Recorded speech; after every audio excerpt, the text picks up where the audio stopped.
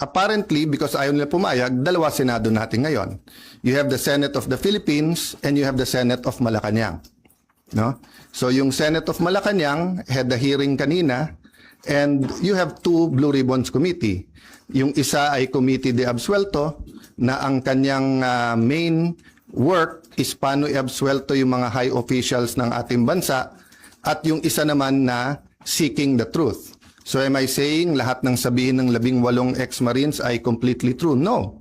What I'm saying is nga, give them a chance. I heard they have other evidence, including videos.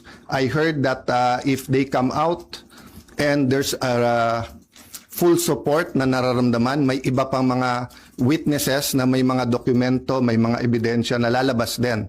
So as a nation, we have to decide whether the Senate will be under the thumb of Malacanang.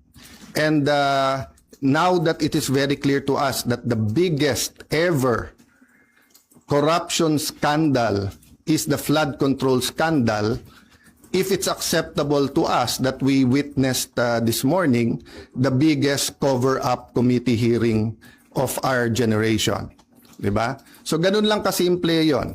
So in the same manner na nag-propose kami na parehong pipirma, I have not talked to Senator Marcoleta, so hindi ko alam kung papayag siyang dalawa silang chairman or whatever, but we have to find a solution that yung mga witnesses ay makakapunta ng malaya na protektado ng batas at independent yung Senate.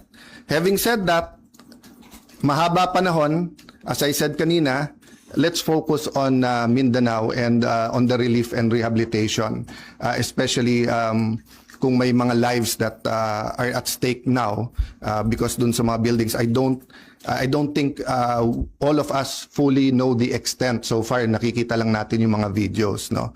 So hanggang dun lang muna, we will continue with our meetings. We will focus muna on Mindanao. I am not sure when the next hearing ng Blue Ribbon led by the subcommittee by Senator Marcoleta is. I'm expecting to know soon, but definitely knowing what's happening in Mindanao will have an impact on our decision kasi priority yon.